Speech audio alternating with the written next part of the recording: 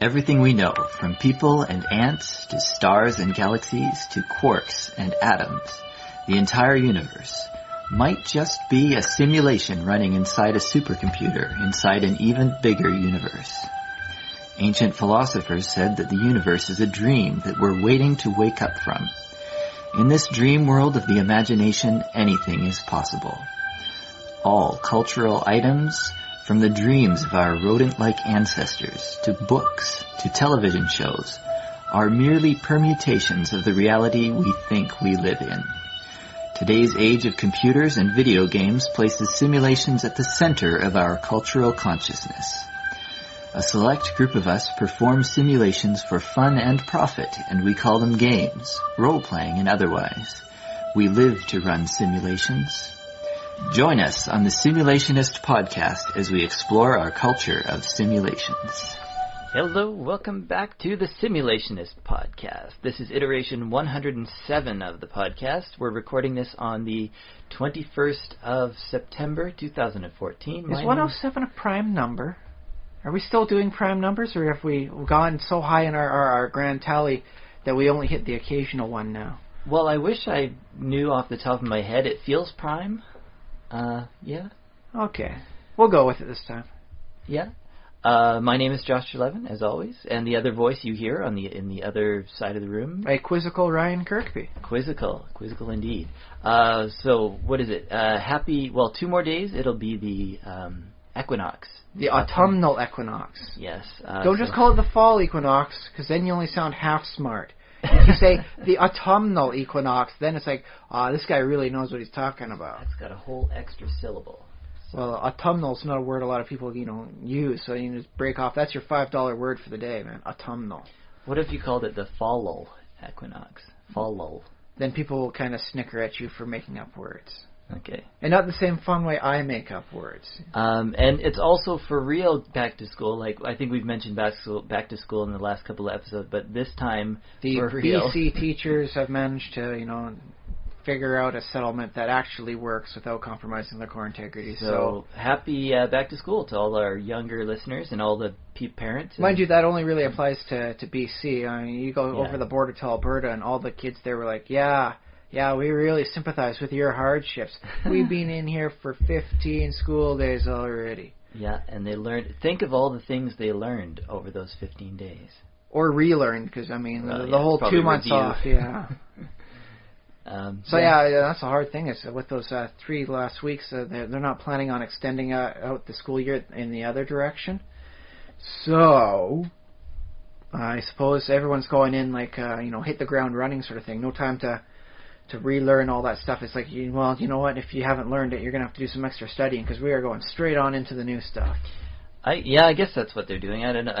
Some of the teachers have to skip modules or whatever. Shave a day off here or there. Oh, well, they don't really need to know what prime numbers are after 100. Just Google that up there.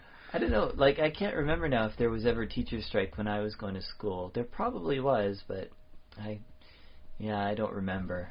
All I know is that they were under a proper contract until about 2002 when Christy Clark then ripped illegally, according to all the court cases, ripped up the class size thing that caused the whole kerfluffle that even a dozen years later has still not hit a full resolution because, goodness, does the legal process take a long time. Well, welcome to BC Politics Hour. Welcome to politics basically anywhere in this case. It's that's true. Well, as they say, the wheel of justice grinds slow, but it grinds fine. I am not 100%, behind that nice little thing, but it does grind slow. I'll give them that part. Okay, so anything to say about the equinox? Same equal daylight as nightlight? Well, I can't think of any conspiracy-based stuff on that, but I'm sure anyone out there could, as like a thing. But, I just enjoy it as it marks a nice chance to guilt-free enjoy some, pre-Thanksgiving pumpkin pie. Why? Well, it's an equinox pie this time, I'll find an excuse for the one night next week. Yeah, very cool. Okay, so that's what time it is. or at least when we recorded this, I'm sure some of our listeners are listening in the far distant future on their way to Mars. The poor kids, it's the spring sort of season for where they come from, but they're in the spaceship, so there's no pie of any kind, and they're hearing us speak about the delicious pumpkin pies that come up seasonally, and they're like, I hate you two guys. I'm listening to you for the entire podcast, but I hate you so much. Well, right to be like, I don't know if it causes any comfort, if it comforts them at all. We're not eating pie at the moment either. No. So, but we have the option. We could just, like, pause the recording right now. We'd go out and hit like a 24-hour place and pick up like pumpkin pie. These poor kids in our hypothetical future are on their way to Mars, Venus, wherever. They're going somewhere else in a spaceship, and it's like, no pie for you. Yeah, but on the plus side, they're on a grand adventure, which we can only dream of. Or write of. I mean, we can dream and write and speak. I've had some very nice dreams about driving through space in my car. My previous car, it had some nice kind of like spaceship kind of curves to it. Sort of thing. I had some very nice dreams about that. So it wasn't, beyond my dreams. That said, I did get waylaid on an asteroid by a cosmic snowstorm in my dreams. So I never did make it to the other planet. Yeah, cosmic snowstorm. It'd be like, isn't the rings of Saturn are kind of snowy like that? Yeah, but I honestly don't know what my brain was figuring out for, like, okay, why does he have to, stay Why at is there snow in space? It's like, okay, what sort of space phenomenon? Apparently I hadn't been watching enough Star Trek then. So it's like a space snowstorm. It's really big. It's like the size of Jupiter, so you gotta, like, hunker down on an asteroid while it blows on through the system. Do you think the tail of a comet would feel like that, or would it be just sort of gassy and... I imagine the tail of a comet would be like being behind one of those big trucks that's hauling gravel and all that, and the gravel's falling out and bouncing back, and then they're pumping out like the big smokestack stuff they have, and you're getting that diesel smell. I imagine that's probably a very close proximity. I guess there's some hydrocarbons in comets sometimes. Usually they're mostly water, but I imagine there's a few. Well, that's the thing. There's some like stuff we're not supposed to breathe in, and that I imagine it's about the same thing for our lungs. Like foreign, airborne detritus. I can't handle this. Cough it up a lot. Of course, what you're doing out in space, like able to just breathe whatever comes at you, I'm not sure. You're in the future, man. I don't need to explain your future technology. It doesn't exist to me yet. I'm just telling you how it's going. And if you haven't invented it yet, well, get working. You don't have any pies to eat, you slacker, and you're on a trip to another planet. And apparently, they're keeping you conscious, so you either find a way to hibernate your way there, or you come up with a way to, go out and, like, roll down the window in space and not kill everyone with explosive decomposition. I suppose in theory the podcast is digital, so they might not listen as much as just have it automatically downloaded into their memory. What if it's like the Matrix sort of thing, where they don't actually hear us, but they see the audio recording data as it streams down? Yeah, exactly. Whoa. In which case, congratulations. You are, like, paying attention to the podcast in such a cooler way than we've ever imagined until just now. So thumbs up for that. But yes, so what have you been doing this week, Josh? Simulation-wise, I've been probably the biggest time sink, I guess. It seems like I've been working, so I don't know how much I want to talk about work. Hey, work is a reality, not a simulation. Hey, that's true. We do simulations to get away from reality. Anyways, but in simulation world, I guess I've been back at modding Minecraft a little bit. I haven't been able to do anything new this week because I've just been trying to sort through like how to update my old mods up and learning how to use Forge. That's the Minecraft. That's a modding tool, It's a modular mod, so you just you just throw what you want in there, and then hey, you don't need to do anything else. You're good to play with it. Yeah, but I got it to the point where it works. My collection, my mod collection, is all in one zip file. Hooray. So it can be, theoretically, I can upload it and anybody could download it, and it technically works. There's still some bugs in it. My blaze bladders, I can't make. They're supposed to make you sort of levitate up automatically. Like as soon as you touch the ladder, you don't press forward or anything. It just automatically moves you up. And then if you do try actually move up the ladder, like with a keystroke, like push up the ladder, you go double speed. But that's broken. So I can't figure out how to fix it quite yet.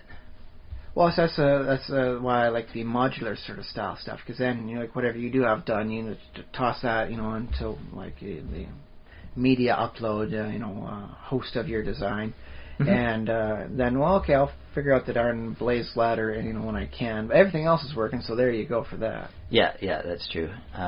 And the blaze ladder, like it still looks sort of decorative because it's a yellow ladder. Well, it's a retextured ladder, so it wasn't that hard to make in the first place, but. It's so you can still place them and be like, oh, look how pretty that ladder is. But it's different, and that means something to a lot of people. Just being a little different visually there. Yep. So there's that, and one other thing. Oh, I've been playing The Sims again. The Sims. What have I been doing in The Sims? Well, it actually crashed a couple of times, so I've been sort of running the same thing over and over again. Careful. That is a definition of insanity. Yeah, true. Although I can't play it the same way like twice because although I did attempt to, like, I made some roommates. They're not a family. They're just two people who happen to live together. Although my approach to The Sims, like here I'll give you my like how I play, my gameplay theory. Do tell. Is that I don't like to do the whole like tell them when to go to the bathroom and that's sort of built in the game. It's like it is a little micromanaging. You're able to tell them, okay, you're hungry. Well, I'm going to tell you because you're telling me you're hungry. I'm going to tell you to now go get some food from the fridge, and I'm going to tell you to clean up after, and I'm going to tell you to do no, that's not how I play. Well, I do. I can't help it sometimes. Yeah. But in theory, I just build the things in the house, and I want them to take care of themselves, right? This is why God gave humanity free will, apparently. Because my role in The Sims is the architect, is the designer, the guy who makes the space for them to walk around in and through. And you know how like sometimes it might be a long walk to the bathroom if you do. I do recall a few stuff where they made it arduously long, so long no one could actively make it. Yeah. Yeah, actually, I do remember the thing. It was just one long internal, gradually spiral from the outer door to the bathroom at the very heart, and the person could never make it in time, and so they wound up just in a horrible cycle of urine on the floor and crying and just absolute dismal despair. Because that's what you do sometimes in The Sims, and I don't judge.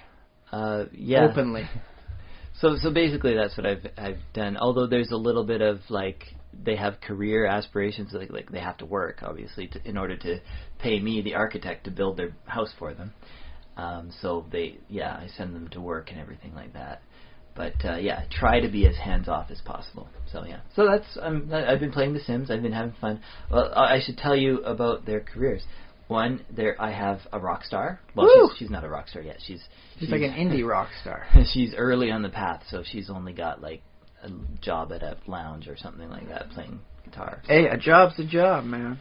Yep, and the other guy is Computer Geek, and he got upgraded. He was on the phone calls guy. He was on that. Oh, I feel so bad for him. Well, fortunately, he only did it for a couple of days, and he got moved up to quality assurance, QA, which is testing. I don't know. From what I recall hearing for stories, that might not be actually up, but more of a lateral horrible move. I think so. And he gets paid a little bit more for doing that. But if it's realistic, you're not going to see him for like 36 hours at a time sometimes. Mm-hmm. Like when those crunch times come in, there are some rather nasty stories about people just sleeping at their desks for like up to a week at a time until they go home like on a Sunday, get something good to eat, shower, shave, and then they go back to work again on the Monday. I don't think The Sims has that sort of like thing built into work. Because there's no overtime, right? Well, that's the interesting thing about it, is if they have a quality assurance sort of thing, you can bet when they were playtesting for the quality assurance of that game, there's a lot of people saying, this is incredibly unrealistic. That's my job. They haven't put in 120 hours this week. They keep coming home at the end of the day. Yeah. So you can imagine EA puts it out for The Sims? Electronic Arts, Maxis. Electronic Arts does have a nasty little history of not exactly treating their QA people right. So I imagine there must have been some at least interestingly passive-aggressive, scathing, flaws found in that part of the game. I wonder, I wonder if they would risk Probably is. At a certain point, apparently, from what I've been reading for this sort of stuff, you just don't care anymore. Yeah. If you get fired, that just means you get to go home and sleep, and that's the wonderful good thing. Yeah, but The Sims is not a work simulator; it's a home simulator. But you can you can program. There's so many things that your Sims can do at home. They can basically work from home, and then it does sort of become a work simulator because it's like, do paintings and sell them, or you can be a computer programmer. I like the lawn gnome stuff back in the GameCube one. Make little lawn gnomes that people would buy for huge amounts of money because you make such awesome lawn gnomes. Oh, that's pretty sweet. Yeah. I think you can make money online in this, not real money, but your Sim can make simoleons. Yeah. Online just by not going to work, just either programming or little things here and there. But I haven't quite figured out how to do that yet. So do they have the darker paths? Like, can you have like an assassin sort of thing go there? As far as I know, there's one criminal path and there's one secret agent path. I think the secret agent probably at some point is an assassin, but it also includes other jobs.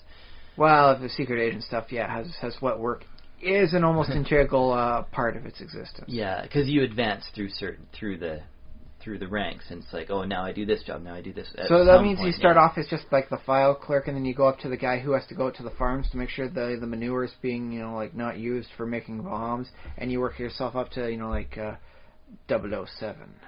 Well, I don't know actually. I don't have a character in the crime path, but I think, from a design standpoint, what I would want to do, designing here's your crime path, I would want to make every little job at least not just you're a file clerk, you're just doing their taxes for them, because that's accountant, that's a different field. So I would make every job at least somewhat illegal, like maybe it's a small-time drug dealer or a small-time what do you call it, enforcer or something. It's every hired step, goon.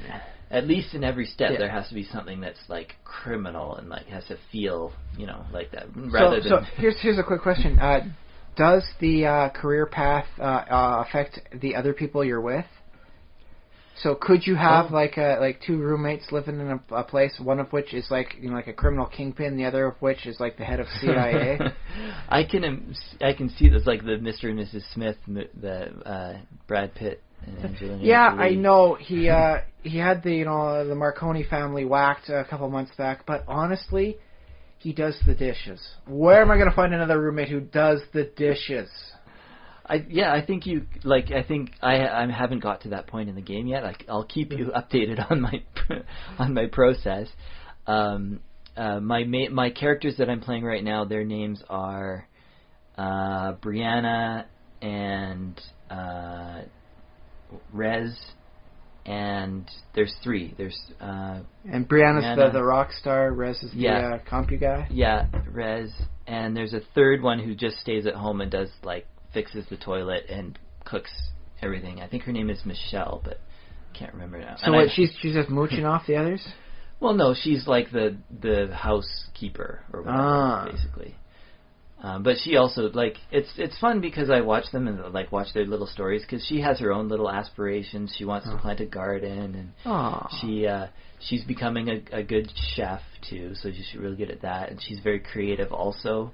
So I have two creative people and a computer nerd programmer guy. Sounds like you're setting up for a sitcom there, my friend.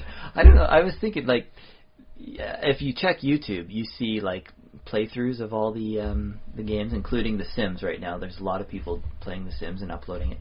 So I was thinking I could just sort of narrate and do my own Let's Play, like I do Let's Plays for Minecraft. Oh, you could try working up some proper voices there and do their voice. Well, they have it's really fun because they have little sliders for how deep their voice is supposed to be, and then when you create the character, and they have some they have, what is it called, brassiness or something like that, or raspiness, because they can be very raspy like that, or they can be very clear like that.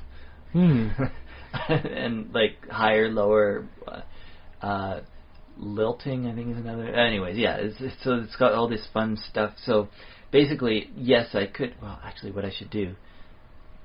Put a pin in this, for a concept for when you're it is. I should just basically copy the voices they have in game, and then do those voices.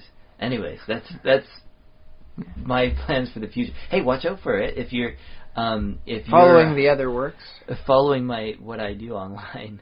You can check out my YouTube channel, and maybe The Sims will show up on there. YouTube channel, youtube.com/ well, go to the Simulationist channel, actually, and I will favorite it on that channel if I do a video. Yeah. Okay. So youtube.com/ The Simulationist. So there's a nice thing maybe coming down the pike if Josh can find something, like that. It's like, yes, this one I can make be really good online. Yeah, so I think, was I going to say something else about The Sims? I don't know. It's a fun game. Oh, about the criminal and the. I was thinking it might happen, when you get higher up, that they might raid your house, a SWAT team might come, but I don't know if that. Oh yeah, the SWAT team raids the house of the CIA guy. 17 dead. It was all reflex action. Well, it could be. Yeah, I don't know if you can. That'd be Can you fight in The Sims? You can work on your athleticness. You can get very buff, so it's possible that there might be an interesting trial thing for you then, eh? See how it plays out. Okay. Boy, it would be kind of nice if they kept the ghosts and all that sort of thing, because that way, the SWAT team comes in and they all drop dead because sorry, it's CIA guy, and then I had a Tommy gun, just underneath the couch here. Oh no, how did that happen? And then you wind up with the ghosts of a dozen SWAT team guys just spectrally breaking in every night at midnight. Oh, that'd be a good, I don't know, a plot for a show or something like that. A nice little wacky sitcom. An episode of Supernatural or something, where or of the Ghostbusters, where they have to bust a bunch of SWAT team ghosts. That'd be some pretty elite ghosts going on. That'd be some pretty hardcore busting. Because imagine if you were a SWAT team leader. Yeah. And then said oh man, my whole SWAT team got killed, and I got killed too. But wait, headshots every one of it. Or no, neck shots. That one little 1-inch gap between the headwear and the body vest, and it's he hit it every time. Yeah, and but if I'm dead, how am I? Oh, I'm a ghost. Oh, okay, I could work with this. A ghost SWAT team? Well, it works like the end of Beetlejuice. I don't think we survived the bus crash, Coach. With the whole team of football players that they keep on, and she kept having to try and explain to them that they're dead and they're just not getting it. Because, dumb jock sort of joke, right? Did that happen in Beetlejuice? Yeah, it was in the Beetlejuice one. It was towards the end. I don't think we survived the bus crash, Coach. She's like, well, no, bleep, Sherlock. And then what, do they go on and play as a ghost team against other teams? No, that was kind of the last of their bit joke. They were just a little side background thing going on. Because that's what I want to see. I want to see a show where it's a team of people who all die and become ghosts, but they still keep on doing what they were doing. I think you've just described the start of some Wraith of the Oblivion type stuff from the World of Darkness. Yeah, so the ghost football team or the ghost SWAT team. I like football team because it's very very physical. It's physical, so they do fun things, but it's also a little goofy because football. Spectral football. I like the thought of ghost a ghost D&D group. There's a gas leak and the people are playing D&D and they all die and they all just wake up as ghosts and keep on playing D&D. They only haunt the other areas of the place when it comes time to needing some more Mountain Dew and more blank sheets for paper stuff. Or no, the DM was out of the room while the gas leak happened, and then he comes back and you guys are all ghosts. Yeah. Oh well. What if it ends up being like a Lovecraft sort of thing where you've got the music of Eric Zahn, where I guess technically a spoiler alert sort of thing. Okay, for the Lovecraft which story? The music of Eric Zahn. Okay. It's about a guy who's living in Paris sort of thing. So fast forward 30 seconds if you haven't read that and wish to. It's almost 100 years old. You can get it, as an audiobook over on. I think it's a LibriVox recording. You can find it fairly easy, and it's nice and easy to play. Listen to it. So pause right now, and we'll let you go and listen to it, and then we're back. Okay, so as it shows there, Eric Zahn has to play his music to keep the mad god. Oh, how do you spell that? The music of Eric. Zahn. Okay. Lovecraft, the music of Eric, and then it should autofill in your Google search. Yeah. But Eric Zahn had to play the music to keep the the mad god, Azathoth from waking up. So you have to keep playing forever, sort of thing, to as the window becomes like a portal to a horrible alternate part of the reality that you really shouldn't be looking into. Cool. So in this case, the dungeon master who's still alive has to wind up appeasing the spirits of the players. But they're ghosts. They don't sleep. They don't eat. They don't drink. They could game for eternity. And he's forced, to constantly come up with more stuff and keep doing things, because if he stops, for too long, they will get angry. They will haunt. They will become poltergeists. Nerdy poltergeists. Throwing dice and character sheets all over the room. You wake up and also D4s everywhere on the floor. I like that. Yeah, they spread out like just whoosh. just slide perfectly across the floor into place.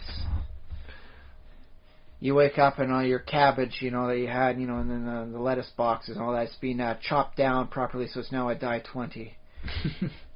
Its heart has been removed. A die 20 cabbage. Now, that's something I'm going to have to do now. I do know that you can get proper cooking bowl, so you can make like a D20 cake. Sweet. Yeah. I guess you'd make it in halves and then... Yeah, you make it in halves and flip one onto the other, and then because it's got a flat surface, it actually works out. I've worked it out with a sphere before. I've made a giant, a Halloween eyeball. Rather hard to cut properly without it all kind of falling over, but you can do it, and it actually works out quite nicely. You'd probably have to do it like a thicker cake too. Well, lighter cakes. Lighter cake means less pressure, so that you keep the shape a little bit better. Yeah. Is there a physics equation we can apply to this? If there is, it's cooking physics. I'm more of a cooking chemist. I guess But I'm sure people have worked it out. All right, it's probably a Google search away to find out. The what do you call it? The area to surface to volume ratio, the cube square law. I do know that I was able to use a simple Betty Crocker recipe, and that came out almost perfectly. I just had to do a little trimming to make sure the stuff that puffed up wasn't going to wind up interfering. So I guess theoretically, after I had made the eye, I could have used the bits left over to have made a giant contact lens for it. But instead, I just dipped it in some of the leftover icing and ate it. Because, hey, icing and, cake shards. Woo! If you baked a cake in the space station, would it be circular? I don't think they can bake in there due to weird stuff. I think intrinsically it would be spherical. You could bake spherical. That said, you would have to anchor it into place on all three axes. Well, you could anchor it fairly lightly with maybe some tape or something, right? If you just adhesive tape. I'm thinking kind of the kind of string that they use to truss a turkey. You just put that through one way, put it through another way, and then you kind of bind it, wrap it around I guess floss around your finger just to keep the ball in that spot, and then you heat it up in the area, and then hey, space cake. Oh man, I want space cake. See, and that's where the person in the future, he's like, I don't have any pie, but I got space cake. It's got pumpkin spices. Oh, can you imagine, if you were, just stuck in a space capsule for, 2 years or 10 years, the things you would come up with, the schemes you would do, the contraptions you would make. You would, if you didn't have an oven already like that, you would be like, I'm going to try making that. Well, one, I'm hoping anybody going off in, for 10 years in, deep space sort of stuff has got a 3D printer to make what they need for this sort of fun stuff. Yeah, okay. And two, I really hope they have Legos. Yeah. Just to keep the brain active. That's my one wish for the future. Yeah. Legos in space. Yeah, they could have Minecraft or something like that. But figure this. If you have Legos and you're in a zero-gravity situation, you can never step on one of them. Oh, ho, ho. The worst pain of Lego, in the house is forever removed from you. The one drawback of Lego, of all the great Lego, stuff it gives you. The pros and cons sheet has so many pros on the pro side and one con. Sometimes step on pieces of Lego when not meaning to, sort of thing. And it's bam, that is completely removed. Lego becomes even better in space. I guess, yeah, if they have 3D printers, then they have Legos. Or in theory, they have Lego Legos. type things. Yeah. Conceptually, Lego winds up becoming a product identity that intellectual property that you cannot 3D. Well, I'll just purchase like we're talking 50 years in the future, maybe patent law, will advanced by that time. Not in North America, probably not in space. Actually, no, I think probably what will happen with Lego is it probably will eventually they'll just be an intellectual property company, and they'll just sell the rights to their Lego models for 3D printers. That's my basic prediction. Lego things, a basic pack, and then you want the specialty stuff as well as the design, how to make up your Lego space castle. Then that costs you a little bit more just to get the proper schematics to figure out how to do it. Yeah, because I mean they already they've made some steps into they have video games. There's a movie, so they're taking steps into other how can we make money without just being about Lego, because that's probably not sustainable with 3D printers coming into the world. So yeah, they could become the company who instead of makes the Lego, they make the designs. They make the things that you can make awesome. It's like okay, figure this one. For $5, we can get you this design schematics so that you can make your own Lego Millennium Falcon. Oh, yeah, sure, I'll pay $5 for that. Yeah, there might already. There is. You can buy, but it's not for $5. It's a rather expensive one. Well, can you just buy the plans, just a PDF of the the Lego Probably instruction not, booklet? sort of thing. At least not legally. I'll have to look that up maybe on the Lego site. See, I can see them charging a nice little extra bit, you want these different figures, like they do the blind blister packs or stuff, and I open up and I've got this Lego thing has an evil dwarf, and hey, yay, you've got it, and so that way, instead of going the random blister packs or thing, you get I'll just download the schematics and now I can print out this Lego dwarf. Mm-hmm. So they'll probably wind up getting some decent money in through 3D printing by combining with other licensed movie rights sort of thing. So you want yourself some Lego Hobbit stuff? Well, it's going to cost you a little bit, but don't worry, get you the schematics fairly cheap. You provide the materials, you provide the shipping and transit, so that really helps cut down on cost. Yeah, or maybe they can't buy Minecraft because somebody else already snatched up Minecraft. But imagine if they Microsoft... do have Lego Minecraft, though. Well, they have a partnership, but yeah. Which is a little weird, honestly. It's kind of the same thing. That's something we didn't mention. I guess I should just mention it quickly, and probably we don't need to talk about it, but Microsoft did purchase Minecraft, Mojang. Yeah. Not just going off to other things, like rolling around in $2.5 billion worth of cash. Yeah, that that's a lot of money to roll around in. So you got to take a vacation just to get everything set up for that. But yeah, maybe in 20 years, maybe Microsoft would buy Lego, or Lego would buy Microsoft. I'm not sure which one is bigger. I'm willing to bet Lego gets bought out first, but it's a private company sort of thing. Microsoft is too big to be bought currently through conventional means. Oh yeah, they might just have to do a partnership. Yeah. Well, Mojang was a private company. Not $2.5 billion worth of private, but Lego's got enough cash and history that they really don't need to worry about getting bought out by this. Well, I'm not even saying worried. I'm just saying that might be, it might be another move. Not right away, but in 10, 20 years, which is sort of who knows? Anything could happen. Maybe maybe the Simulationist Corp will blow up into $1 billion company, and we will purchase all the other companies. Lego, Ryan, and Josh figures. Oh, that actually sounds pretty sweet. That would be awesome. Hey, if you're listening, hey, we're your future boss. We've given you some free advertising today. Kidding, of course. Lego. No, wait. What was I? Yeah. Anyways, that long enough talk about. Whatever sidetracks and tangents galore. We haven't even got to what you've been up to for simulation live. I realized the 1.8 stuff came out for my the Microsoft's Minecraft now, I suppose. Are they actually adding Microsoft to the title, or is it they're just going to keep it normal? Not yet, but okay. They haven't said much about what they're planning on doing with it. So.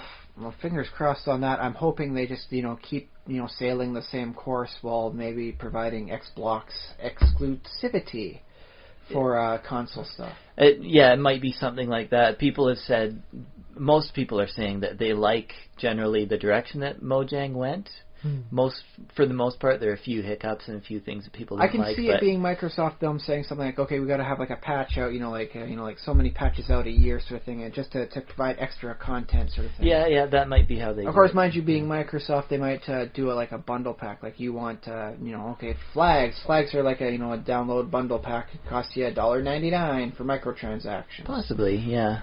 In which case, you know what? So long as they keep, the custom modability that people like you provide, I'm fine with that. If you want the professional touch and everything worked into the game mechanics, you pay the stuff. If you want people trying and working hard or that sort of thing, go for free, go for it. I think that's a great idea. Mm-hmm. But then again, I don't own a corporation, so maybe I don't know what I'm talking about.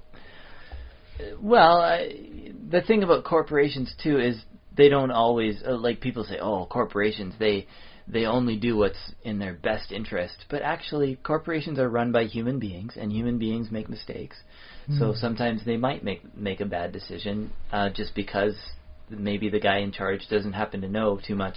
I think Microsoft is at least smart enough to know, hey, this thing is done very well. So let's try and keep everyone who's making it go very well, in there and happy and comfortable, so they can keep doing it, and we'll just kind of ride this horse into the sunset, sort of thing. No, that's what I'm hoping for. Knock on wood, I think that's the best possible situation. Yeah, a lot of people in the Minecraft community are hoping for that sort of thing. That said, I do believe, I'll speak the unspoken fear, we're all a little afraid of Minecraft too. Yeah. Well, I mean, who knows? I mean, it could be the best thing since Minecraft 1. Could be, but, it was the same thing with every new edition. You saw the fears for 3rd edition, 4th edition, 5th edition D&D. There was always the fear like, they're going to mess it up. It's like watching Evel Knievel just before he takes one of his death-defying, leaps over, so many buses or through so many flaming hoops. There's that one instance, just before he's going up, it's like, you think to yourself, this is going to go so bad, it's going to be horrible, but I can't look away. And then, he jumps through the 3 flaming hoops over top of, the shark pit and clears the 7 buses, lands properly, and no broken bones. Yay! It's like, yes. So everyone, I think, it's like we're at that one spot just before the leap where it's like, Microsoft has bought, Minecraft. This might go so bad, and we're not certain how it's going to go yet because it's still too early in the trajectory. Yeah, it could go bad. One thing I'll say about Minecraft and Minecraft 2 is that I don't think Minecraft is just one game. Because, people they call them mini games, but the skyblock itself has really changed how I think about playing the game. Exactly. So I almost think Minecraft should be thought of as an engine or like an aesthetic, not even just one game, but just sort of maybe a family of games or maybe a way of doing games. It's an umbrella. Maybe Microsoft. It's a pavilion. They could make like 30 titles of like, this is 30 different games that you can play in Minecraft. Something like, Minecraft Dungeons and Dragons. Yeah. Well, I mean that exists in some form. Like there are people who have written like, this is a randomly generated map that does like dungeon rooms for you, and I guess Minecraft vanilla is a little bit like that, but also they have like people have done their own versions where it's like great, wonderful labyrinths going on underneath, not just random caverns. Yep. So but fingers crossed everything goes. But yeah, I decided to try some new stuff with 1.8. So I set aside my little land of wonderful cities that I was making just to check things out. Mm-hmm. Try some. By the way, I did do some experimentation in the one suburban lands. Turns out you do not get any penalties to killing a golem if all you do is put down a bucket of lava to put him on fire and then pick the lava up again once he's caught up. Oh, okay. It takes a little while because each he has like 40 hearts. He's got 40 hearts, and each little blah he lets out is a 1/2 a heart. I've counted. He doesn't heal though, and it gets you a couple pieces of ingots of iron. So that's a nice way of going about things, if that's the way you want to go, and it doesn't hurt your reputation with the village. So if you need iron, hint, hint, hint. Yeah, well, have you seen iron farms? Like, some people do YouTube videos of I've seen a few iron farms. A square with water in the middle and villagers on the outside. And it doesn't really look like a village to me. I'd prefer having a village whereby you can, just, I'll harvest a few of these golems.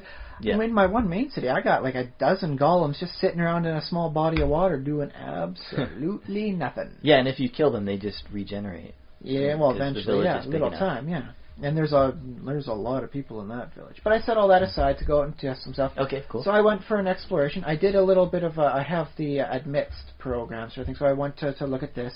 Say, okay, let's start up random seed this, random seed that. How does it look? Mm-hmm. And lo and behold, I enter in my wife's birth date. And, hey, just down to the northeast here, there's a nice little sandy island with a village on there. And if you go offside and north to a little bit, there's a little mushroom island. Oh, cool. Attached to a mainland next to some Arctic, like tundra type stuff. All right. And then if you go south from that area, then there's a swampland. So it's like, there's good resources. There's animals aplenty over this way, over here, over there. Swamp has lots of clay. Yeah, and so I decided I'm going to start playing around there. And so I actually went for a long journey type situation. And I hadn't really done a long journey. Is this in the same save world as your No, village? Okay. This is a fresh world because I wanted to test things out. Yeah. And I did some stuff like see the expanded biomes versus, like the incredibly tall biomes. Yeah. I feel sorry for anyone playing in those heightened biomes. Those amplified ones are just make horses so worthless. Yeah, well, I guess. I started up one game with a random seed on an amplified biome, and 2 cows dropped down next dead to me. Just I didn't do a darn thing, and I wound up with 2 pieces of leather and 2 pieces of steak from doing nothing, just letting the terrain build up. So I looked at that and wasn't too happy on that, so I decided, okay, I'll just do this. And I went for a long journey. Mm-hmm. It's a lot easier now that I know what the heck to do. It's like, okay, find a few sheep, kill them so I can get the wool, make the bed. That way I can skip the whole night. That way all I have to do is adventure during the day, go off here, do some of this, go on there, do this. Mm-hmm. And and if you're mobile, you don't have to really worry about food because you're always going to encounter more animals. I encountered a lot of cows and I killed them. I had a few pieces of leather and about a dozen steaks by the time I made it to the desert village. And so I found that to be really interesting. It just trying the same thing I hadn't done in a long time. Now with my much more expanded knowledge base, and hey, thumbs up to me. I'm very happy about that. So I'm going to do some work about trying to build a nice little walkway at the bottom of the deep ocean. I'm going to go to, and I'm going to make I guess a giant lighthouse or a tower out of the middle of the deep ocean, and see how tough that is. That's going to be my next little fun challenge, I suppose. Yeah. A lot of technical things going on, like trying to work underwater. Might have to get a bit of a texture pack to that so I can see a little easier. The blue really does fade out, sort of thing. So yeah. I guess I'll give it a try and see how well it works. I've done a little bit of stuff like I do a creative style map and I fly there quickly to check out the areas. This is what I like. Okay, yeah, thumbs up. I like this. Oh yeah. And so I've been doing a little work on there, and it's like, well, I can make it happen in creative mode, and I think this is a design I like. But I'm going to do a few other tests, see which one. Do I want like a full, open, like a tube sort of thing where I can see off on both sides, or do I want something submerged in where it's just the up above area that's got the glass? How do I want to go about it? So I'll do some tests, see what I dig, what I don't. And I just generally have fun. That said, I did not encounter any rabbits, which are supposedly in there. Yeah. But I didn't. It's not like I was hunting rabbits. So who knows? I caught myself this week being very interested in what I didn't watch as much as what I did watch. Okay, yeah, about film-wise, you mean? Yes. This week I noticed on one of the channels I got on my basic cable package, there was the Spectacular Spider-Man, the first of the new relaunch thing that Sony is contractually making sure it maintains the rights to Spider-Man by continually producing stuff for him. Mm-hmm. And so they came out with this one. And maybe it's good, maybe it's not, but I honestly didn't even have enough interest to change the channel to it. Okay. I saw that it was on, I'm like, well, you know what? I'm watching Futurama, and it's a rerun, but it's a pretty good rerun. It's one of those Tales of Interest ones. And I'm like, well, I don't even change it to the commercials just to make sure I don't miss any. So you're watching the Cartoon Network? Yeah, some Futurama, some Archer, some Robot Chicken stuff. Some good shows. Yeah. So, but I found myself that might have something to do with it. I found myself a little intrigued that I didn't even, not even on the commercial break, I didn't want to switch it on over just to see, does anything catch my interest on this movie? It's like, it's not the Spider-Man. It's not my Spider-Man. It's not the Tobey Maguire. Yeah. And it's not, well, that's the thing is for me, the original Spider-Man was the Peter Parker as how they drew him in the Spider-Man cartoons from the 60s or 70s. Where all the sky's crazy 17 different colors of paint splatter, Jackson Pollock style. And the animation is like... heavily reused. Yeah. But you know what? Peter Parker had a very... their face. He had a very distinct design. Okay. If someone was to draw that Peter Parker, I would know. I would say, that's Peter Parker. Just as if someone was to draw like a Silver Age Superman, I go, that's Superman. I know that face from what I've read. And they made sure they always drew him that way. There's no artistic interpretation or this is so-and-so artist style. It was, this is what Peter Parker looks like. This is what Superman looks like. And that's how it is. And if you can't draw it that way, we will get someone else to do our artwork. Which is a little heavy-handed, but you know what? It does provide that consistent style. And true. Maybe it's gotten me a little too into the rut. Like I already have two Spider-Man in my mental concept of who is Spider-Man. Yeah. And like this new Spider-Man, I'm like, well, it's not going to be either one of them. Well, yeah, and like you're not telling me that you think it's going to be bad. Like I do have my fears. I'm not hearing that. To Movie Bob, and he does not like the new stuff. Okay, well, so yeah, you've heard bad things. Although a bad movie has never necessarily deterred you. No, a bad movie sometimes attracts me, but I just couldn't bring myself to care enough about it. It's like, it's on. Sort of at some point you might, if there's nothing better on Comedy Network or Cartoon Network, sorry. I really don't like this episode. I found it to be rather poorly written. I guess I'll go over to Spectacular Spider-Man. I mean, I can imagine you at some point just for some reason just feeling like, I guess I'll check it out. It is a superhero thing, so I guess I should give it a chance. But I suppose. I guess one thing I'm worried about is, does this mean, like, are you growing up, or are you growing out? Am I becoming a grognard sort of thing, like one of those old D&D players? It's like, if it's not 2nd edition, it ain't for me. And then they never even give it a try. They don't even, like, there's a free, PDF of 5th edition. They could download it, no cost to themselves, aside from like having an internet for the month. They could read it and decide whether or not they like it, but they just can't even bother with it. Because right now, you and I, we are in that, probably in the middle, right smack in the middle of that super coveted demographic of the 18 to, I guess we're at the end of 18 to 35, right? And those are the guys who spend money, and they spend money on comic book stuff and video games, and we're... sad to say, the last 2 years since I've had my daughter, I really haven't had a lot of money to spend on comics. That's true, but... I do make sure to help patronize the comic book store during Free Comic Book Days. Like, no, I'm not just here for the freak stuff. I'll pick up a copy of, like, Knights of the Dinner Table sort of thing and see how that's going with them. Although I suppose as a podcaster, in a way you're contributing to the industry simply by talking about nerdy stuff. I do try and study it and make sure it gets its fair share, and we make our little own contribution. I try. We will, even if we're not necessarily spending our own money. Well, I do spend money. Heck, I think we're generating enough ideas. If someone accuses us of not spending ideas, we are generating the concepts. They're free to be harvested. But yes, we're also consumers, even in small ways. Like, I don't know, have you bought comic books at all in the last? Not since Free Comic Book Day. Okay. Although, I did get a copy of the Monster Manual this last week. Okay. Had to, scrounge up 5 here, a couple Toonies and Loonies there, just to make sure I get the rest of it. Just because I didn't want to wind up using my plastic on it. It's something I want to pay with in cash. Okay. Yeah, makes sense. Just because it's like, well, I think I have just enough cash around here, and that helps, clean out, like, oh, what's this $5 bill doing here? What's the Toonies and Loonies doing on the shelf here? So, collect it all up, make sure it's all, proper.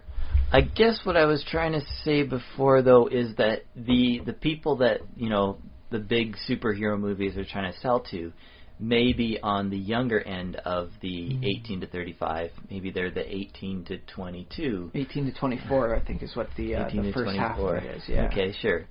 So we might be leaving that demographic. I don't know. That's one theory. I believe they may have to adjust the demographics with time. I guess it might also be that Spider-Man's just a sucky movie. I mean, it was not promoted well. I was impressed with some of his banter from what I saw in the trailers. I will at least give him that. Okay. Like the guy pulls out a knife, he's like, "Oh no, you've got a tiny knife, my one weakness, ooh." And so, with that said, I think Spider-Man is a bit of a hard character for some people to get. So, then again, I mean, Captain America is a rather hard person for people to get too. What is Captain America's, persona? What is his, actual identity? Sure, you can show him as like a crew-cut blonde guy, who's like buffed out to here, and he's got a shield, and he's super patriotically dressed. But who is Captain America? What does he do on his time off? Drinks beer. Actually, no. Drives monster trucks. Captain America drinks milk. He has been shown to play poker with Wolverine, Nick Fury, and Ben Grimm, the Thing. The other three of them drink beer. He just has milk. Huh. That's an actual thing. I've got a Wolverine comic that happens. You'd think that, what's America all about? Beer, monster trucks. But here's the thing. He isn't all about America. He is Steve Rogers. He is his own person. Okay. Before he got the super serum to become the pinnacle of human ability, he was actually an artist. He read the comics. He's like effectively an ascended fanboy who became what he needed to be. So Captain America, if you were to give him enough free time where he doesn't have to worry about saving the world, he will go hit the art gallery museums. He will do a little drawing and doodling on his own. Mm-hmm. But not a lot of people show him as that because they keep saying, "Oh, he's Captain America, so he's off bounding around to save the day or doing this or helping things out there. He's attending a charity." No, in his spare time, he draws because he's still Steve, the artist. Steve Rogers, the comic book artist. Well, just the artist in this case. So I guess he does.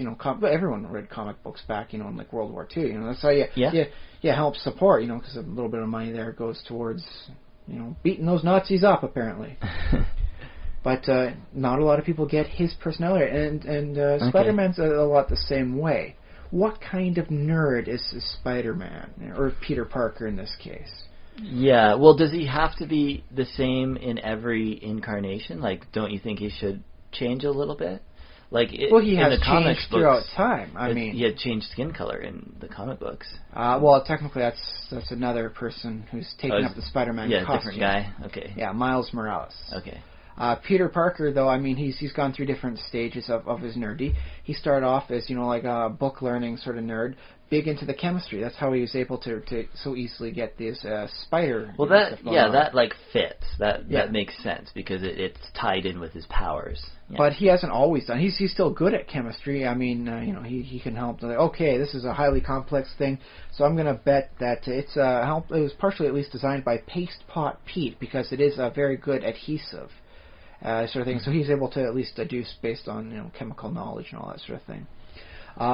Later on, when he was doing like the photography stuff, he became a bit of a photography buff. Learning how it works, how to best set up an automated. Because this is back before you could have like just automatic. Oh yeah, you hit the button for this to make it automated, right? Uh-huh. And he'd have it set up so little web in here, stick the camera in, and make sure to fight the villain in this area so you can get a few shots of Spider-Man beating up Doc Ock.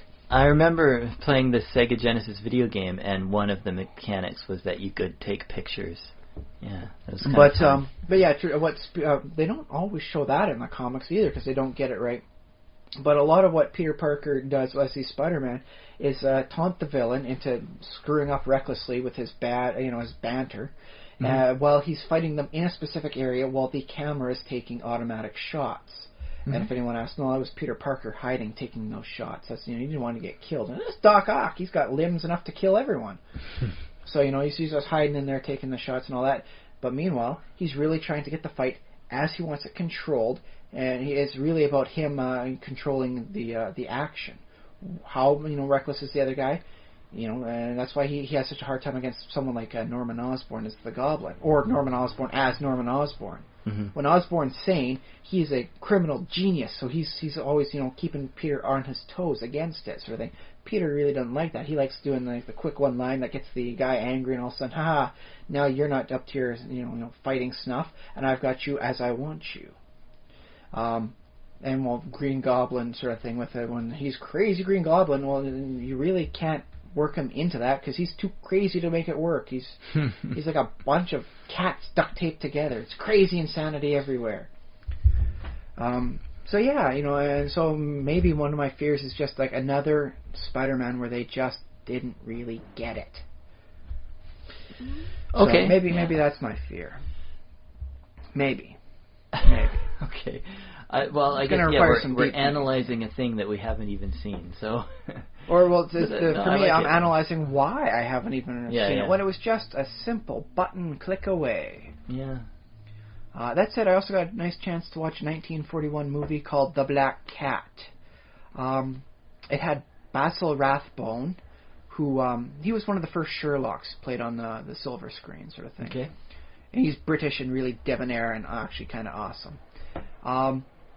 Had Boris Karloff as a gardener, and he barely had anything to do with the movie at all. So, but one, I liked it because for a long time, my supposition as to like the whodunit for the murders sort of thing, because murders happen, everyone's stuck at the mansion due to a bad storm. Mm-hmm. Who killed the lady who owned it? And after she had told everybody like her will. I was under the working assumption everyone's guilty.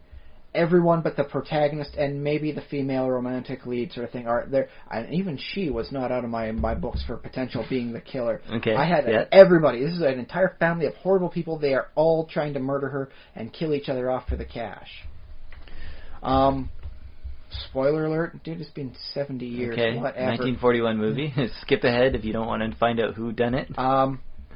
It wasn't everybody. It was just one person. I won't spoil as to who it was, but it was just the one person. But there was an interesting bit I learned in that one. The main guy, he sells, like he buys houses and sells them sort of thing. He's just like the middleman to the whole thing. Back before they had, like the Remax real estate agents and all that. He had a guy who was like an antiquer. He'd find stuff, make sure it was an antique, but he was played for comedy. He was played by, at the time, a fairly well-known comedian. And so he'd do something like, oh, this is like a wonderful desk table here. All it needs is a few like wormholes in it. And he'd get a little auger and he'd make a few fake wormholes. There we go. Now it's an antique. That'll sell for a good amount. So he's purposefully ruining something to increase its value. Right. Yeah. But he was purely comic relief in the whole thing. Made my wife laugh, and she usually doesn't get a laugh out of watching the old movies, but she saw him and she wound up getting a chuckle. So, thumbs up for you, sir. Mm-hmm. That said, he had a habit in his stage act and as the character. He did a little woo sort of thing. It's like, oh, hey, what's going on? Woo here. He's just kind of like a verbal slippage sort of thing he'd always throw into his stuff. Mm-hmm. But that woo that he did, if you play it up more and more frequently, became one of the core defining aspects of the original Daffy Duck. They took the concept of the woo-woo thing, and it's like, yeah, let's make them great. Because for those out there who are too young to have seen, the original Daffy Duck, he was not always a bitter, money-grubbing, one-up or, nearly has-been, second-place guy to Bugs Bunny. Originally, he was insane. That's why his name is Daffy. As in, nuts. He's the Daffy Duck. And so his bit was like, woo, woo, woo, and he'd like terrorize Porky Pig for about 5 minutes during one of their cartoons and all that. He'd usually get his comeuppance sort of thing. I suppose that eventually led down to a path of bitterness and crazy there. But, so I found it interesting that they didn't even really attribute to him at all. It's just like, this guy goes woo a lot too as he bounces around being crazy. And it's like, you know what? If someone tried that nowadays, there'd be a lawsuit. And it's just amazing how much they could get away with back then, just saying, oh yeah, no, he makes the same sort of sounds too. No, you can't sue us for copyright or character style infringement. Is there a character right now who likes or a recent character who does like a verbal tick like that? There has to be somebody. Everyone has their own sort of style. You watch any comedian, that's worth their salt. Well, a lot of people satirize Jerry Seinfeld for, what about this airline food? Yeah. Who's talking about this? Have you seen this? Or you believe this? What about here's a better one, Tim Allen. Like, could you? Yeah, there's nothing like. That's very much his style for his machismo, character thing. If somebody were to create their own comic character that also grunted like, whoa, whoa, whoa, whoa. Like a dog or something. Woof, woof, woof, woof, woof, woof. Well, yeah, sure, like a dog. I think that would be technically allowed. You can bet Tim Allen would not be happy. There would be a lot of negative press, this sort of stuff, as he makes a thing talking about, like, you know. Well, I know there was a thing that was very close to being litigious between the character of Ash Williams from The Evil Dead, as played by Bruce Campbell, and Duke Nukem, the video game character. Okay. Because a lot of what Duke Nukem said and kind of the stuff how he acted was very much in the style. And as Bruce Campbell would say, hey, I'm not a litigious guy, but I'd be very careful if I were you guys over there at the 3D Realms. You're walking some very thin ice. That reminds me, too, there was a pop star, I want to say Paris Hilton, but I think that's wrong. It was a different pop star, a female, well, she's not a pop star, she's a... Celebutante? Celebrity. Grand Theft Auto has a character on the front of... What? She's one of the characters on the Grand Theft Auto 4, 5? Grand Theft Auto 5, but it's not on the one I have here. But she has, like, she's making the peace sign. Oh, yes, I think I remember seeing the image for that one. Yeah, I don't remember which female celebrity it was that was saying that was her. But that's the thing, is you have to prove that it's a parody type thing rather than stealing a character attribute from, you know, like I have made this character, so this is my comedy, you know, character. Mm-hmm. So the Tim Allen sort of thing with and the more power style, those are things you would either have to really prove are a parody thereof, or, you know, you are walking some thin ice for stealing, you know, this person's character. Apparently, from what I've been told, Foghorn Leghorn, you know, the southern, you know, rooster, he is such a ripoff of some previous existing characters that most people don't even remember exist. There is no way you could get away with doing that right now. That is like completely off the table for this day and age. So it's kind of interesting to see the proto Daffy Duck sort of thing and where some of his roots come from. Well, it's interesting too because, like, apparently that borrowing the woohoo didn't seem to actually, like, he dropped that eventually. Like the sure Daffy, I guess maybe he. It took a couple decades, but, you know, in comic time, yes. He became popular. Maybe that was one of the keys to his success. But then once he got, like, big, Daffy Duck is, like, everybody knows, they sort of dropped some of those things, like, oh, he doesn't do that woohoo anymore. And then next thing you know, they've got a thing about, I remember one, Daffy Duck and Porky Pig are like roommates who work at like an airplane factory together, and they have to get a good night's sleep. If they are late for work one more time, they are fired. And so the whole skit is about them trying to sleep at night. You know, they got like twin beds, sleeping in the same room, sort of thing. Comic, you know, like sort of thing. You got to make this easy. They can't share a bed. In the end, they actually do. One of the beds gets destroyed, so they wind up, and it's like, forget it, I'm bunking with you, sort of thing. But instead of like a short cartoon where Daffy Duck is insane and absolutely terrorizes Porky Pig, who's just trying to do a painting of a nice woodland scenic thing, it winds up being that they're like roommates for a situation. It's a much more sane situation between the two of them.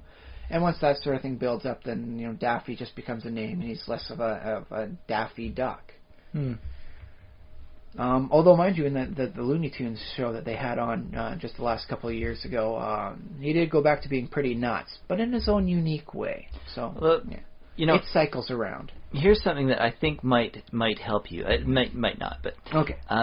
You know how I was saying, like, Minecraft became a thing that you could base, like, 30 different games off of? Yeah. Well, maybe anytime there's a character that's sort of established, like a Spider-Man, like, maybe what happens is that becomes sort of an archetype that then you could base 30 different Spider-Mans off of. Spider-Man does whatever the spider can. And you sometimes see this in, like, with the families, because, like, Batman spawns Batboy and Batgirl. Technically, Bat the only time Dog. I believe they officially had a Batboy was when it was a play on words where it was like a baseball type thing.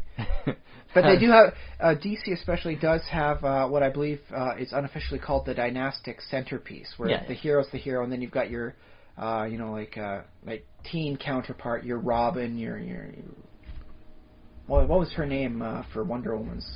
She eventually got her own name. Wonder Woman's sidekick? Her younger sidekick. It wasn't always just like a Wonder Teen or anything. Gabriella? No, that's Xena. Yeah. No. She had her own name. It was like Donna Troy or something like that. And so she wound up. There was some weird stuff going on with her. But yeah, you got your main character. You've got your your younger junior counterpart. Then you've got your other gender one. So your Batman has Batgirl. Wonder Woman has. Actually, Wonder Woman is missing a part on that one. There's no guy for that. But yeah, I know. There's no Wonder Man. There's no Amazing Lad or anything like that. I wish if they came up with a character called like Wonder Woman Man or something like that, or He Wonder Woman. Wonder Man. Wonder Man. Or Wonder Woman like ER. Wonder Woman, like, because you know how they always do like the female feminized version of a hero's name, like. People were trying to call the female Thor like Thorette or Thorina, but what would be like? To be fair, when they had the alternatively created one that was officially cloned and partially cybernetic, before he got his own proper, finger quotes, proper name of Ragnarok, a lot of the people were calling him Clor. Cloned Thor. Clor. Okay, yeah. And so that they really had to come up with a proper name for him once it revealed, no, it's not really Thor and all that. Otherwise, Clor is going to stick. Because, I mean, they have Rulk right now, the Red Hulk. Mm-hmm. And then they've got Betty, Banner, Bruce's wife. She's now the Red She-Hulk. And so they're thinking about coming up with a different name for her because Red She-Hulk just doesn't flow right. And She-Rulk just doesn't roll off the tongue quite so well. So yeah. Okay. There's some work that needs to be done there. So then this Daffy character, instead of just being, okay, this is Daffy Duck and he does Daffy Duck things, he now becomes like, oh, Daffy Duck in this as that. Like the character gets different iterations and becomes like, 30 different characters. I just like to conceptualize most of these things as like a continuum as to where you see it. Like sometimes, like initially, Superman was not working with the law. He was very much a vigilante. So he does the right thing against the law at one end, and then later on he became like the epitome of what law is. If Superman's doing it, it's the right thing to do. Why, he's Superman. Mm-hmm. And so like where you put him along the vigilante to the establishment, it's a continuum sort of thing. Like right now, apparently when they rebooted New 52, they went back towards more being a vigilante sort of thing, as opposed to previously when he was like effectively a detective. He qualified as being a detective for the Metro City Police Department, and so he could make arrests. He's allowed to do that sort of thing. So in this case, Daffy Duck is of the bitter loony continuum. So like how crazy do you want it to be, and how much of this scene stealing, it's mine, give me all the money, sorry, yeah, mine, Daffy do you want? But I think there's a lot of work you can do with that. Like the Looney Tunes show had him as being fairly crazy, but also kind of greedy. So he's like maybe like 1/4 of the way in, off of the full end of the loony. But still a little bit towards the greedy side. It worked very well. I like that Daffy. Okay, but you can almost see it as like Daffy as an actor, as a thing. Like you can. Oh, it's like the meta concept of the actor. Yeah, like because obviously different people do the voice and stuff. But yeah, you have a different actor or same actor playing a different character. So this, Daffy brings all these like talents to the program he's in, and then whoever's writing it or directing it says, okay, for this one I want Daffy's talent for being crazy and a little bit of his being greedy, and we'll have him try out this new thing where he like shoots himself in the face. I think he does it a few times, but that's another. Well, they do some nice fun self-referential stuff in that Looney Tunes show. It's like Daffy, just doesn't fly anywhere, and Bugs brings it up. It's like, well, why don't you fly? And he's like, well, I don't know how to fly. Are you even a duck? And he's like, I don't know. And he takes his beak off, and he goes, this thing comes off fairly easily, And apparently the white thing on his neck is actually like a choker sort of thing. So it's very much like very meta. It's like, is he really a duck? Why isn't he flying around when it suits him? Why does he fall? Yeah, and so they had some fun self-referential things there. So it does like kind of imply that there's an actor behind it having fun with the role. Yeah. Well, but yeah, now why I was saying it might not help you is because I don't know if this applies to Spider-Man. With the same sort of thing is that you have this Spider-Man, and then you can sort of mix and match in ingredients as you need them. But I think what you're saying, though, like you have, if you wanted to see a good Spider-Man movie, you have the ones that you liked. You have the I'll say the stuff from the psychedelic Spider-Man stuff isn't necessarily the good stuff. I mean, that's a Spider-Man they put captions on the internet and have him doing goofy, crazy things. Mm-hmm. So he's clearly ripe for parody. So I guess you still have an appetite for a certain kind of Spider-Man, and you're worried that you won't. Well, it might just be that I have such a crystallized version of who Spider-Man is in my head. In my head, I can't get much more in there, or I'm very much resistant to putting a third, like, who is Spider-Man, into there. Okay. Maybe that's just how it goes. Yeah, well, I guess that's just how you react to.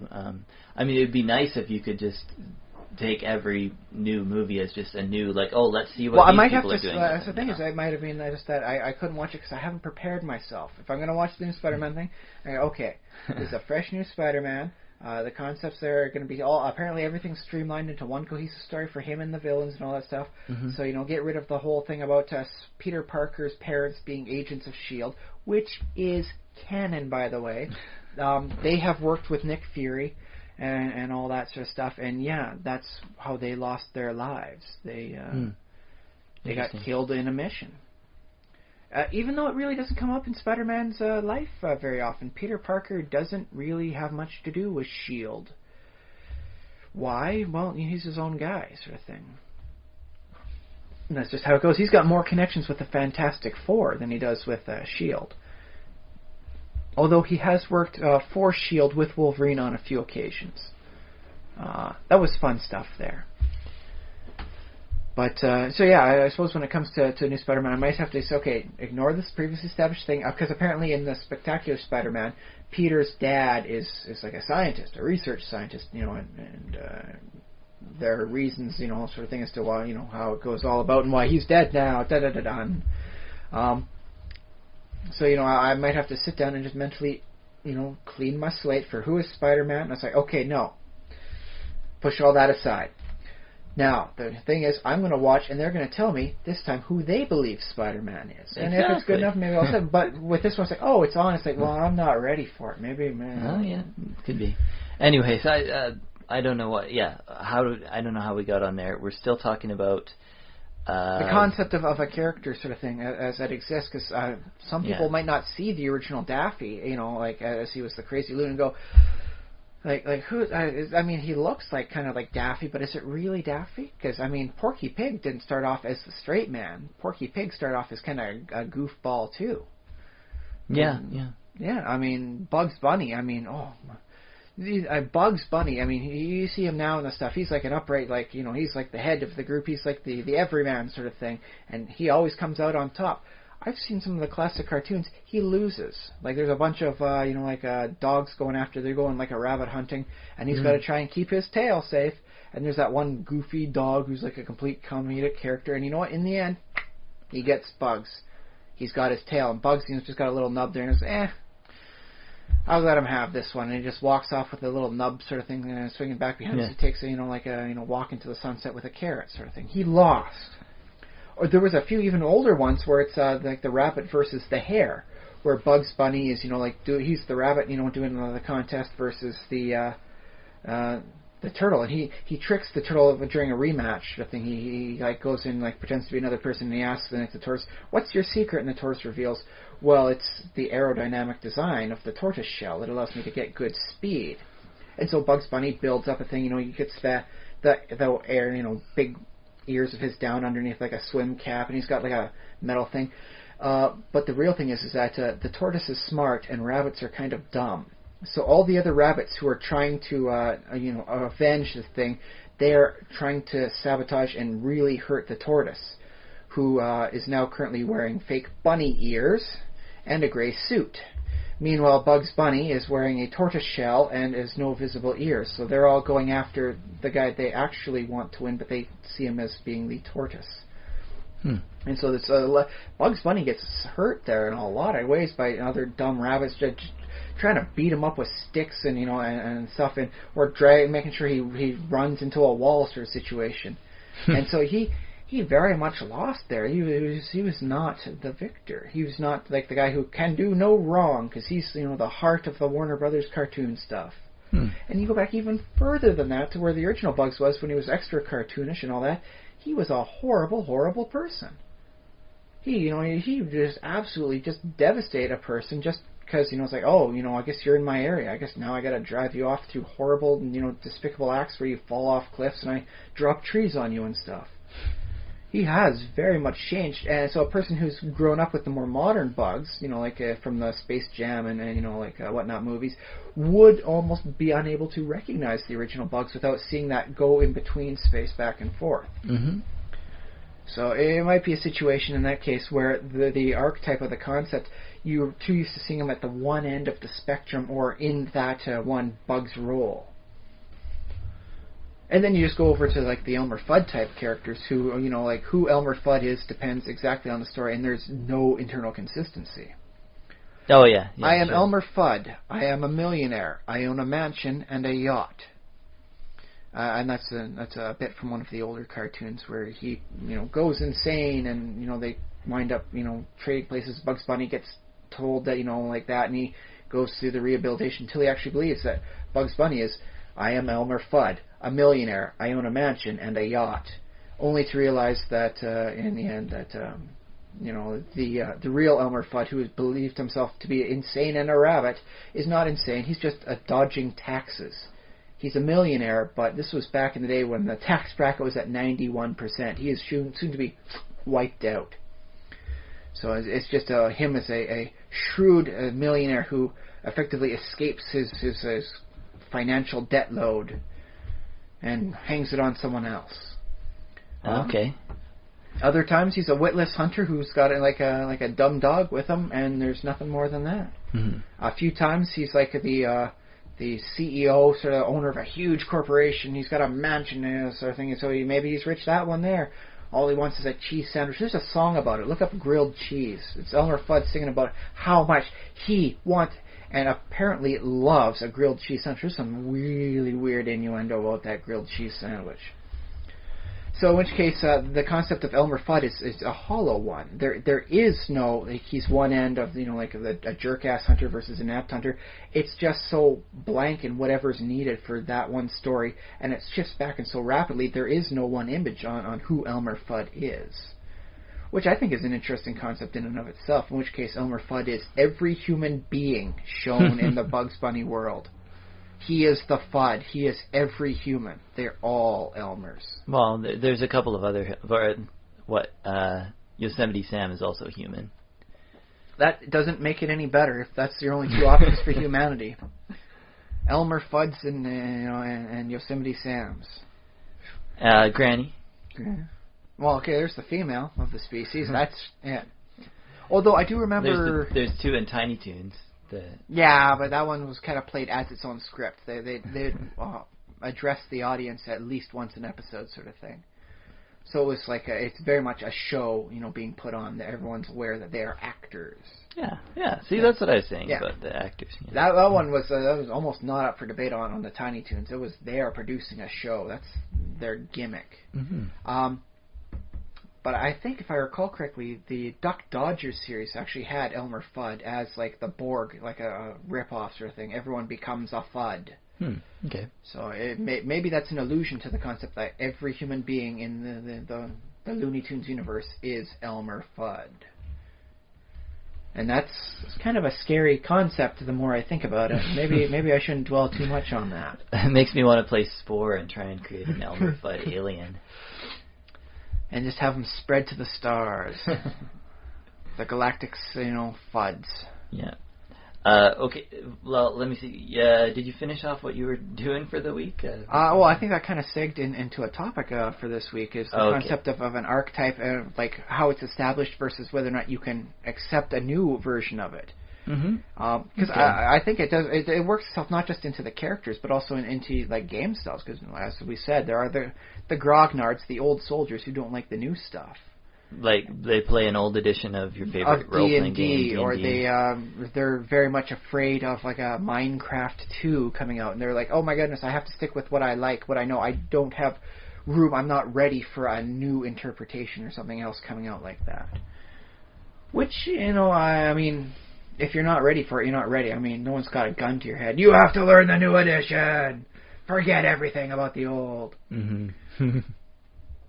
and honestly, I believe there should be in everyone's heart enough room to accept new stuff. Like this week, I played just one of the many tens of thousands, maybe even millions of free, like little text adventure games they have on the internet, and I wound up having to hit a little wiki thing for it or whatever it was because it had some like critical flaws. You go to this area and the game crashes, everything, computer freezes up, sort of thing. Oh, there goes all your data, buddy. But it had some very interesting concepts that I liked in there. And whereas in the D&D games I play, a goblin is a creature. It's its own, like true race and all that. In this one, a goblin was something that you could become. You have too many chemicals in your system, like you got too many healing potions and too many speed potions. You got too much chemicals in there. You could goblinize. A goblin is something that happens to you. No one is born a goblin, and I didn't get enough chance to see through. Like, I don't know if it's a breed true sort of situation on that one, but I assume not, because you become a goblin. It is an end product. Yeah. And the concept of that as an entire race is, it's like, well, that's very interesting to think about. Because the concept of like a D&D, campaign where a goblin is the side product of a high magic society. What? That raises up some interesting potential, story arcs and concepts. Yeah, that's an interesting thought. And it works with real life folklore, because like there have been tales of like changelings who they can't reproduce, so they have to take human children and swap them. And then you wind up with a horrible crying, goblin child, and they turn the human child into a goblin of their own. I guess that's how it works. Yeah, something sure. like I think that's how it's supposed to work. The reality is probably a lot more depressing in that a person is just so unhappy with their colicky child, they would rather believe it to be like a goblin baby and not their responsibility. That's pretty dark, buddy. Okay. That's pretty darn dark. Okay. In that case, they are all too willing to accept a new version of like this concept of like, this is my child, this is my child. No. It is a goblin baby. Get it away from me. It is not my child. That's too open to a new possibility. But I'm sure there's people out there who say, this is what a goblin has to be like. If it's not a goblin from the World of Warcraft, then it's not for me. You want something that's all chemically created. You got the hobgoblins. They've been mutated by this stuff, and all that. Oh, okay. They got their own story there. And if it's not that sort of thing, they don't want to hear about it. Yeah, well, goblin is an unfortunate one to choose because it does come from folklore and stuff. But there might be other examples that are more unique to D&D, like Mind Flayer, for example, probably. Well, in that case, it's bound the other way because it's the intellectual property of Wizards of the Coast. Mm-hmm. A Mind Flayer is not allowed to be anything except what they say. Unless it's an unofficial, like, homebrew sort of situation. There was a monster in the Pirates of the Caribbean that kind of looked a little bit Mind Flayer-like. He had tentacular beard, Captain Davy Jones and all that, but he never actually ate any sort of like. He didn't brains. eat any brains. Not that they showed, at least. He was more favorable to smoking a pipe sort of thing, which I don't believe I've ever heard of a Mind Flayer doing. So I think there's enough difference there that it's like, no, he's just kind of something like a creepy tentacle, like sea beast sort of thing. They could smoke brains in a pipe. Oh yeah, so you dry the brains out on a beach and you powder it up and you see he's smoking brains? Yeah. Okay, I can dig it. I'll see if I can watch that again sometime and interpret it that way. It's a fine mixture of sea coral and human brain. Or maybe instead of like smoking brains, it's fungal pipe. Like it's a pipe made of fungus, and the fungus what do you call it when fungus like breaks down decomposes. The fungus decomposes the brains that you stuff in the pipe, and then it converts it to maybe gas or some kind of noxious gas that you then. Well, noxious to other people. I mean, you're inhaling it for like nutrients or something. Yeah, because you're a Mind Flayer. And maybe it's a little hallucinogenic a bit, too. You know what? I would really dig that for a concept for a campaign where Like not all, like every monster is not considered to be monstrous. They're just really, really out there. So instead of actually eating brains like some sort of raw, illithid savage, no, I am a mind flayer. I have it properly cooked and prepared, and it breaks down through the fungal pipe stem I've got going on here, and that way I can get my nutritional requirements as well as my psionic requirements from the brain, matter, and you don't have to see me eat a horrible, like, still squishy brain. Don't worry, we can do. Besides, the brains came from people that could not pay their debt. So brain is like the Ware Guild things. Like, well, it's $500 for a life, so I'll give my body to other things that will eat parts of my body, and that's how I will pay at least part of my debt. I like the thought too that this mind flayer character is like Sherlock Holmes or something like that. Like he's solving mysteries and stuff, and his vice is that he smokes, like in quotes, brains. He still has to ingest brain and its essence somehow. But he's like living in Victorian England and solving crimes. I would totally read a story based on that. Forget sensibility and Sherlock Holmes mind flayer. Sherlock brains. It's a good addition to the Pride and Prejudice and Zombies series. Yeah. Although, did they do Sherlock and something already? I don't think so, and definitely not from this angle, sort of thing. So I'd give that a nice shot. And why is he so smart? It's my diet, dear Watson. Quite elementary. So yeah. Oh, especially if you give him the personality of Basil Rathbone, one of the original ones, who was very much the pinnacle of society. Even in the movie where I saw him in The Black Cat this last week, he was a potential. Yeah, he was one of my. He was on the top 3 list for whodunits. If it wasn't everybody, he was probably at number 2 on my list of whodunit. And you know what? I still liked the character he had because he had just such a nice, classy air of civilization about him. So, hey, there we go. If you got the right personality, you're willing to forgive a little bit of the downside sort of thing to it, and hey, c'est la vie. That's a new way to take the character archetype for the Mind Flayer that I could definitely dig. Yeah, what if Spider-Man was evil? Well, I guess Deadpool's a little bit like that, but what if Spider-Man, as they sometimes call him for Mook's, Ninja Spider-Man when they don't recognize his costume. Yeah. What if that was your twist on Spider-Man? If that he had a horrible vice, I don't know. I do know there was the alternate universe where Havoc went to for a while, where Spider-Man went pretty far out. He's got the 6 arms, and I think he was partially vampiric. Oh, cool. And he had a whole little spider clan with him. Like a Black Widow spider or something like that. Yeah. Poisonous spider. Something like that. But, yeah, I think they've done some stuff like that with him before. I do know they had some problems with him mutating when things go pretty bad for him and everything goes out of whack, where he becomes much more like a were spider type thing than just a man with spider type powers. I'm just remembering now in Native American folklore, and also early Southern American folklore, there is a Spider-Man called Anansi. Actually, I believe Anansi might be African. Might be African in origin, so from West Africa via the slave trade to Southern United States. I believe so, yeah. Okay, yeah.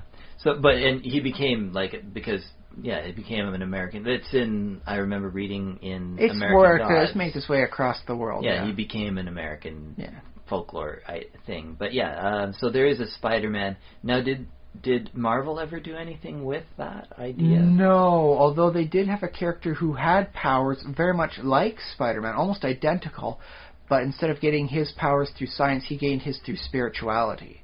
And the whole spider totem thing they did, that not a lot of people received 2 thumbs up. There's a lot of mixed response as to whether or not it was good or bad. But yeah, they work more with the totem idea for Spider-Man being like the herald of the spider totem, as to what the spider means for all this stuff.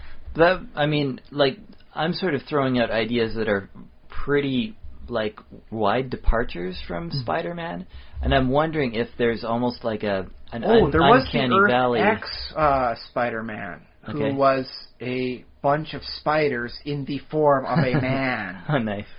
It was pretty darn creepy, and no one liked him because...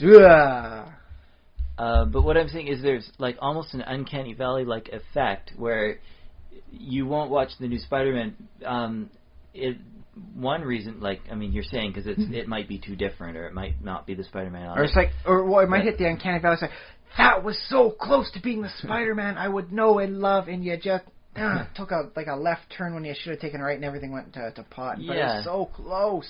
And so, but like, if they took a few more steps and like made it like, okay, this is not the Spider-Man. You know, this is like an Anansi version of Spider-Man. Like, I could dig it. If it's far enough away removed, then it's like, okay, this is the alternate sort of Spider-Man in name only. Sino.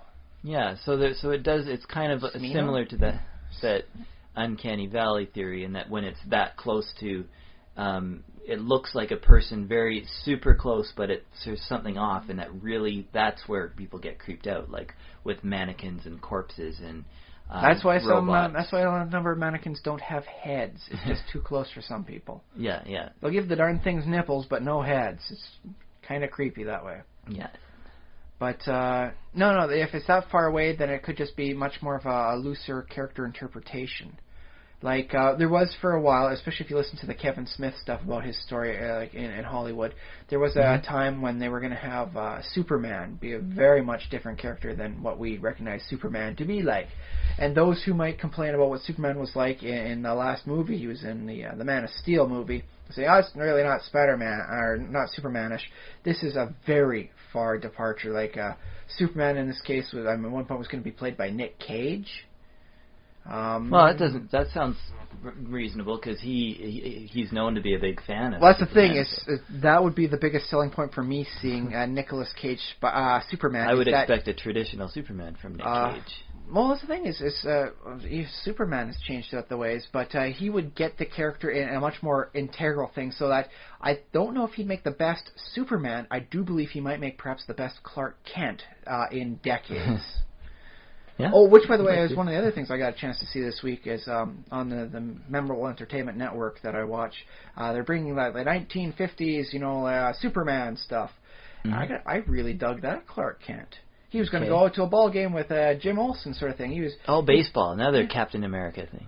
Yeah, everyone kind of likes playing a little baseball. I don't know if he likes going to watch them or anything, but he likes playing this sort of thing. But in the movie, they did make sure he knew the game when at the end of the movie when he's hearing it say, this is fake because I was at that ball game sort of thing. So I guess in that case, that's how they interpreted his love of classic sports. It was, he goes to the ball games as opposed to just hitting the ball around like everyone likes to do, because it's a fun thing, man. Hit a ball around, someone catches it, you throw it back and forth. Everyone has a good time, good little exercise. But yes, with this Superman sort of thing, with the Clark Kent from the 50s, he like, a lady lost a note. It's like, Lois Lane's in trouble at this location sort of thing, and the note got like misplaced, and she's like, please don't yell at me, Mr. Clark. And he's like, I'm just trying to find out where it is. This is like a Clark Kent that wasn't so mild-mannered he was a pushover to anyone sort of thing. This is like a guy who, like, I can imagine this guy getting to the bottom of a story. This sounds like a real reporter. I can see how this guy manages to get his own office at the Daily Planet. Okay, yeah. And so, and I think that, Nicolas Cage as, like the Superman thing, would probably have made the best Clark Kent since then, because he gets it. He understands the concepts a little bit more integrally than maybe even the writers and the director would. That said, I don't think he has the standard look and style that we come to an image with who Superman is, right? Yeah, but that doesn't really bother me too much. If the story was done right, it's like, you got to pay. This is like, apparently some people want it to be like a Leaving, Las Vegas sort of style, like a complete breakdown of what it's like to be a person, all that, and your life is changing. Okay. It could have worked interestingly. I don't know if it would have been a Superman one. You'd probably have made it better and cheaper just having it be like finding out all of a sudden you've got superpowers. What do you do with that awesome responsibility? Nick Cage would be an amazing person to play for that. It doesn't need to be Superman. I'd like, and people say funny things about the definite article, but I'd like to see a movie just called like The Superman, like with the in it, and it be almost like a throwback to sort of this Ubermensch idea almost. Yes, the original reign of the Superman that they had before they made him a hero. The man with such awesome power would easily take over the world. Yeah, and that's why you should fear the Superman. Yeah, that's what. But I mean, people also complain about that, like appropriating a beloved title and changing it that radically, and they're like, well, why do you even call it? I mean, actually, but I should say, The Superman is a really good title for any movie. Like, that would be a great movie. Especially if you separate those into two words, the Superman. Superman, and that way, you avoid the sort of hassle. And that way, or the super hyphen man. Well, that one might even be a little closer. The amazing super hyphen man. Spider-Man does hyphenate his name properly, sort of thing, and that's a pretty interesting thing about what you can and can't do with that. So, the amazing Spider-Man. He's just a guy named Spider-Man. He's an I'm attorney. the amazing Goldman. I'm actually just an accountant, but I have a nice sense of style about myself. I'm Goldman. Or you can just call me Goldman. Goldman. And my sidekick, Sax. No. If he's going to be like a sidekick, I think he'd be Silverman. Oh, Goldman and Silverman, yeah. There you go. There's the pair of accountants, but they work for superheroes, so they pronounce their names differently that way. Goldman and Silverman, they're like some Jewish superheroes. Well, that's the thing is a lot of superheroes are. Wasn't Superman created by a Jewish guy? I believe one of them was. I'm not certain of the grand details as to who. There's one person was Canadian. Which one Siegel and Schuster was, I can't recall off the top of my head. But it'd be like yes, we do like accounting for the superheroes and all that. How does Batman know how we can afford this and that stuff? He hires us. We are completely confidential. But because of our superheroic clientele, we've opted to change the names, our pronunciation of our names while we're on the job. So while we're operating here, you can call us Goldman and Silverman. I like they just go have into a little fun with it. They have like superhero costumes that they have to wear. They don't even have superhero costumes, man. They just change out like a blue tie to a fancy, stylish, superheroic designed pattern tie, and then they just go off to superheroic accounting. I don't know if they're Goldman and Silverman, maybe a gold tie and a silver tie. Yeah, but with a nice stylish design on each one, for like an emblem or something like that. So Goldman's got a nice like $S on his gold tie, where Silverman's got like a silver tie with a the penny sign on there for a cent. He's the junior accountant partner. All right. I should remind our listeners we have YouTube. What do we have? We have Facebook. We have email. thesimulationist@gmail.com. That's thesimulationist@gmail.com, or you can send all your comments on all of the things we've talked about today. Send your feedback. If you send email, we will probably discuss it on the podcast. Yeah, and if you know if Silverman and Goldman are actually existing superheroes or anything like that, let me know, because I would totally want to try and get a read on some of that stuff. That would be fun. Send us a link. You can follow me on Twitter or just tweet at me at SpaceBoot1. SpaceBoot numeral 1 has nothing to do with any the Simulationist stuff, but that happens to be my name on Twitter, so SpaceBoot1. It makes it easy to remember that way. The random words and numbers together make it a little easier. Yeah, it's like three random things: a number and an article of clothing and a conceptual space. And a location. Yeah, location, space, all of space. You could have been Manhattan Sock 74, but no, you went with SpaceBoot1. That's true. We also have a YouTube channel where this show goes up and a few other little tidbits and we like and favorite videos that we mentioned. So if you subscribe to us and check out what our activity there is, you might find some interesting stuff going on there on our YouTube channel, which is youtube.com/thesimulationist. And I think that's all the social media. Oh, facebook.com/thesimulationist. Google us, Bing us. Google us, Bing us. Anywhere you see a little box and where you find the website that you can type in, go ahead and type anything you want in there. We'll take any comments. Spam is fine, at least for now, until we get really big. Well, we could treat the spam as like legitimate stuff and have some fun with it. We could indeed. If you're a Nigerian prince who needs some help out there, let us know. Yep. Especially if you're a Nigerian prince who knows something to tell us about Anasazi. Oh, that'd be cool. Yeah.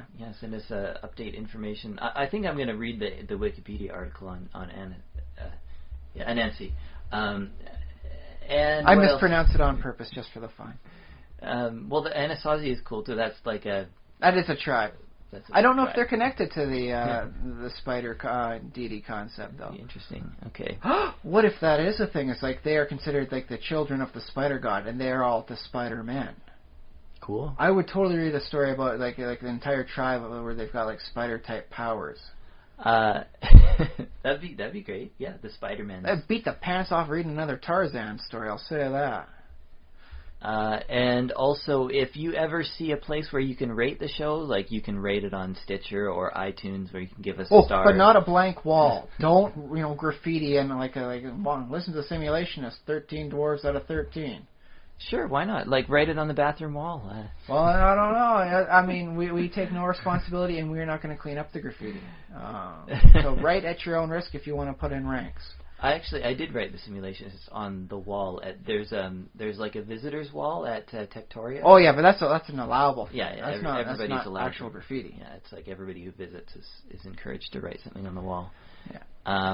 But yes, if you do see a place where you can rate us, please feel free to give us as many stars as you think we need. We need all the stars we can get, to be honest. We're working on some constellations. Don't gonna reveal anything now. It's got some big stuff. Yeah. We need stars. Yeah, we need to get them up there. Okay, so final thoughts on all the things we've been talking about. I think it's great that there are so many people that want to do their own little twist and tweaks on the character concepts, and I think it actually speaks more about who I am as a person, that I'm not so readily willing to just pick up a new thing, like what's going on here, like I try sometimes. So I try like Hulk and the Agents of Smash is a new series that's out there.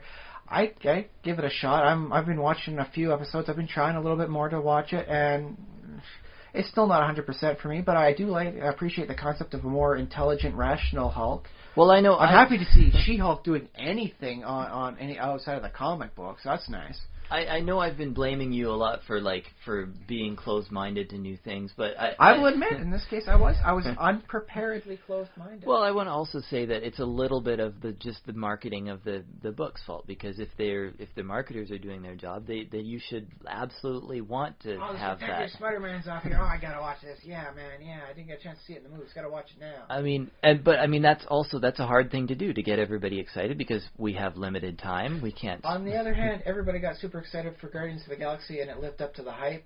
So you can do it, but you got to be firing on all cylinders. Yeah. Okay.